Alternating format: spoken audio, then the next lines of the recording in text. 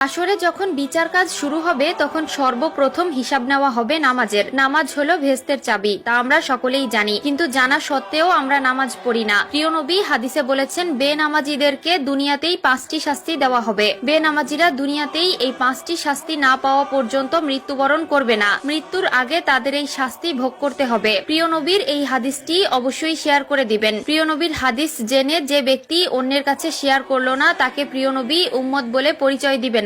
আমরা জানবো এবং অন্যকে জানাবো। এবং আপনি যদি প্রিয় নবীর উম্মত হয়ে থাকেন তাহলে অবশ্যই আলহামদুলিল্লাহ কমেন্ট করবেন। তো চলুন বেশি কথা না বলে শুরু করি আজকের ভিডিও। আজকে আমরা জানবো বেনামাজি ব্যক্তিদের দুনিয়াতে কোন 5টি শাস্তি দেওয়া হবে। বেনামাজি ব্যক্তির সর্বপ্রথম যে শাস্তি হলো সেটি হলো তার কোনো দোয়া কবুল হবে না। সে আল্লাহর কাছে যতই দোয়া করুক না কেন তার কোনো দোয়া আল্লাহর দরবারে কবুল হবে না। 2 নম্বরে যে শাস্তির কথা বলা হয়েছে তা হলো তার নেক কাজের কোনো বদলা দেওয়া হবে না। প্রিয় দর্শক, ধরুন আপনি কিছু পাওয়ার জন্য নেক আমল করলেন, কিন্তু আফসোসের বিষয় আপনি যদি বেনামাজি হয়ে থাকেন আপনার নেক কাজের কোনো ফল আপনি পাবেন না।